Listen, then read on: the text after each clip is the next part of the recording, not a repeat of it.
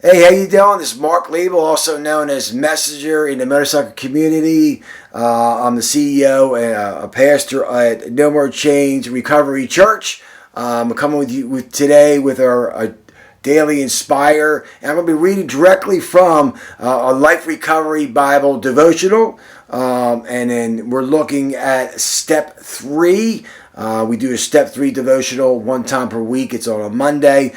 And we do a devotional, not step 3 devotional, but we do a step devotional, okay, one time per week, and it falls on a Monday. And so we're looking at step 3 today. We made a decision to turn our wills and our lives over to the care of God.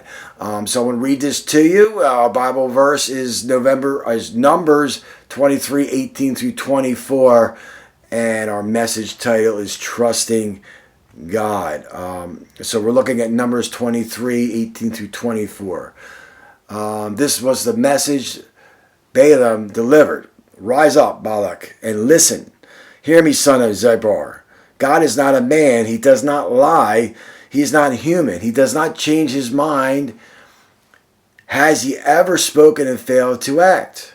Has he ever promised and not carried it through? Listen, I receive a command to bless.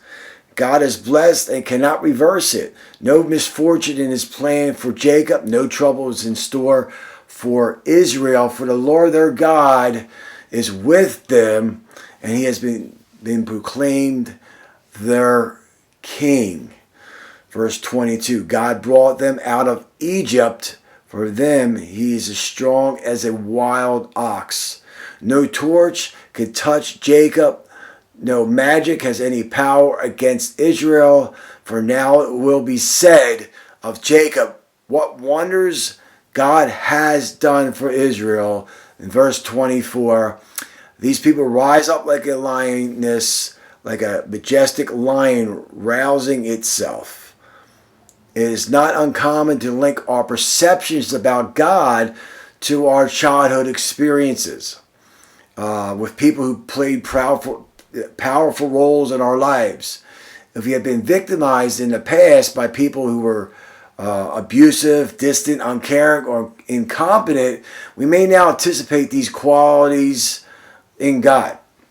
Just because God is a power greater than we are, and the people who victimized us represented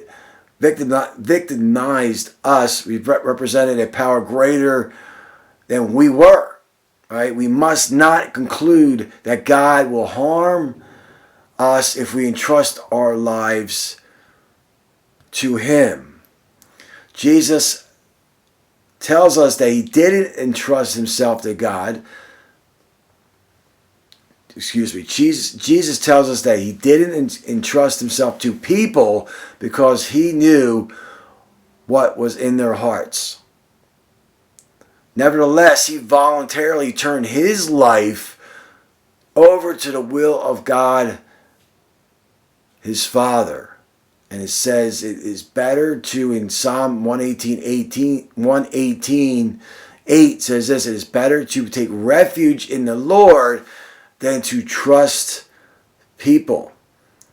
We may have learned in the past that putting confidence in people brings us only pain and disappointment. How true that is. Okay, we can't let this keep us from trusting again.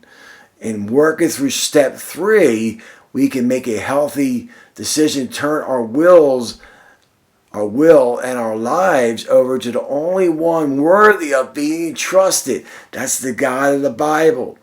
The Bible tells us God is not a man, so he does not lie. He's not human, so he does not change his mind. That's Numbers chapter 23, verse 19. And God has said, I will never fail you. I will never abandon you. And that's in Hebrews chapter 13, verse 5. He will never fail us, and he will never abandon us. We can't attach him, God, many in the Bible also known as the Father, and maybe we had abusive fathers, maybe we've been in an abusive relationship, And we can take that memories and apply it to God, and it's just not true. The abuse might have been true. It might have been a real reality for you in the past. I know it wasn't my life, it was. I was bullied, picked on. I had I grew up in a very abusive household, a very destructive household. But I know my Father in heaven is nothing to compare to the family in which I was brought up in.